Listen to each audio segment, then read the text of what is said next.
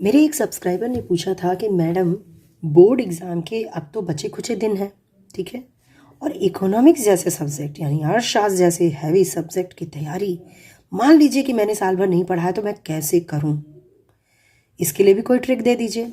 तो भैया मैंने ढूंढ ढांड के तो नहीं, लेकिन हमेशा से मुझे मालूम है, मैं पढ़ाती हूँ तो मालूम है हर तरह के बच्चे होते हैं और ये ट्रिक ही कहेंगे, मुझे मालूम है कि करना क्या चाहिए। और आज मैं इसको डिस्क्लोज करने आई हूँ कि अगर मान लो आपने गलती कर दी, डीप स्टडी नहीं की है साल भर, तो फेल ना हो जाएं आप, तो पास कैसे हों और अच्छे नंबर भी उसमें कैसे लाएं, इसके लिए आज एक धांसू टिप लेके आई हूँ, ठीक है। और ये ट्रिक या फिर कहें टिप्स क्या है, चलिए आगे देखते हैं।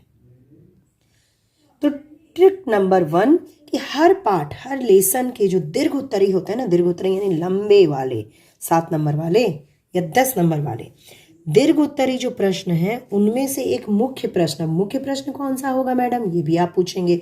तो मुख्य प्रश्न का मतलब जो उस लेसन के नाम पे हो, जैसे पूर्ण प्रतियोगिता है तो पूर्ण प्रतियोगिता में संस्थिति की स्थिति को विवेचना करें या दर्शाएं, ऐसा क्वेश्चन, ठीक है। या फिर मान लो कि उत्पादक फलन है, उत्पादक फलन या उपभोक्ता का व्यवहार सिद्धांत, तो उसमें जो सिद्धांत है बड़ा वाला वो, इस तरह से मुख्य प्रश्न कर लो। इससे होगा क्या, ये भी डाउट में क्लियर कर दे रही हूँ कि आपके पास मान लो कि 10 अगर दीर्घ उत्तरी प्रश्न तैयार हो गए, तो एक दीर्घ उत्तरी अगर प्रश्न तैयार हो रहा है, एक क्वेश्चन तैयार हो रहा है, तो इसके पीछे समझो कि 10 जो है अति लघु आपके तैयार हो जाते हैं।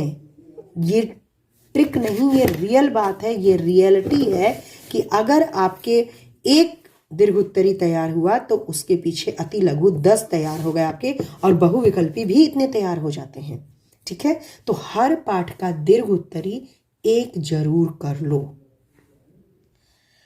अब बहुविकल्पी जो कि है 10 नंबर का, इसे मैं कहूँगी बिल्कुल मत छोड़ो। बहुविकल्पी तो कभी भी ऐसा मत करना कि टिक करके नहीं आए, नहीं भी आ रहा है तो तुक्का से ही करो, लेकिन करो, कोई माइनस मार्किंग तो है नहीं। तो ये 10 नंबर आपके 10 नंबर माइनस में न जाए, मतलब कि घटे ना, इसके लिए क्या करो, कहीं मत पढ़ो। और मास्टरमाइंड विद्या ये वो भले ही कई आपने आचर पाचर रखा हो, लेकिन फिर भी मैं कहूँगी इसके लिए आप लोग जो है वो वीडियो देखो। वीडियो किसकी देखो, मेरी वाली देख लो, और क्यों भटकोगे कहीं। मतलब ये कि आप जब बहुविकल्पी के वीडियो देखते हो, 4 क्वेश्चन देखते हो, कोई आपसे पूछ रहा है और फिर कुछ सेकंड का वक्त दे रहा है, तो आपके अंदर जो जिज्ञासा होती है और सबके साथ जब बहुविकल्पी आप करते हो तो ये जो है बहुत अच्छे से आपके माइंड में सेट हो जाता है। अलग से टाइम देने की भी जरूरत नहीं है, बस वीडियो देख लो। मान लो कि जितने लेसन है उतनी वीडियो होगी, गिने चुने लेसन है हमारे अर्थशास्त्र में, हालांकि डीप स्टडी करते तो बहुत ज़्यादा ही वो था, लेकिन अगर आप लास्ट मोमेंट की बात कर रहे हो तो मैं कहूँगी बहुविकल्पी के वीडियो ही देखो, इसको कहीं से रटो मत, पढ़ो मत। पढ़ोगे 2 बार फिर भूल जाओगे, इतना जान लेना। तो बहुविकल्पी के लिए केवल वीडियो ही देखो, इसके लिए ट्रिक है वीडियो एंड ओनली वीडियो।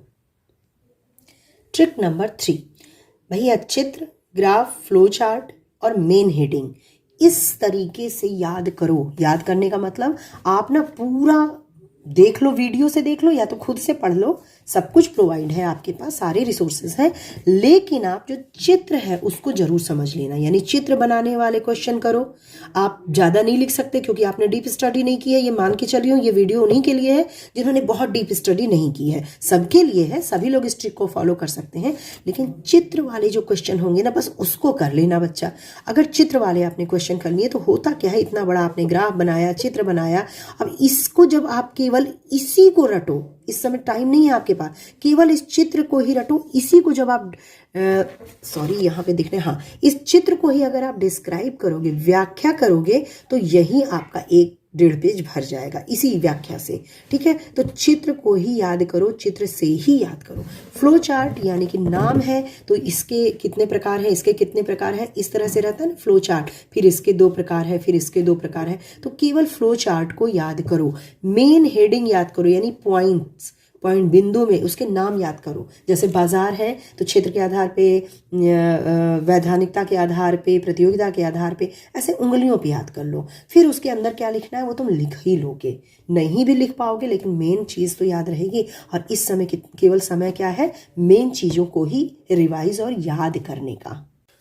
और लास्ट जो ट्रिक है वो ये है कि कोई भी क्वेश्चन छोड़ना नहीं है भाई, छोड़ना है नहीं, छोड़ना नहीं है, कोई भी क्वेश्चन छोड़ना नहीं है। भूल जाओगे कोई क्वेश्चन तुम्हें छोड़ना है, नहीं आ रहा है तो क्या करें मैडम, क्या ही लिख दें, नहीं भैया, कुछ ना कुछ आपको लिखना है। क्वेश्चन छोड़ के बिल्कुल नहीं आना है अगर फेल नहीं होना है तो, और अच्छे नंबर लाने हैं कम समय में पढ़ के तो, ठीक है। तो ये लास्ट मेरा ट्रिक है कि क्वेश्चन पेपर में मत छोड़ना, काली स्याही ब्लू स्याही का प्रयोग करना, ब्लू पेन और ब्लैक पेन का। और ये जो मैंने बताया है आपको, इसको बस आप फॉलो कर लो। क्वेश्चन का जवाब मिल गया होगा मेरे हर सब्सक्राइबर को, हर बच्चे को, हर स्टूडेंट को, कि लास्ट मोमेंट में अर्थशास्त्र की तैयारी हम कैसे करें, ठीक है। अगर आपको समझ में आ गया तो फिर एक लाइक दे दीजिएगा, नए हैं तो सब्सक्राइब आप कर ही लेंगे। और चलिए मिलते हैं फिर, अगले क्वेश्चन कीजिए, अगला वीडियो बन जाएगा। Okay, take care, bye bye.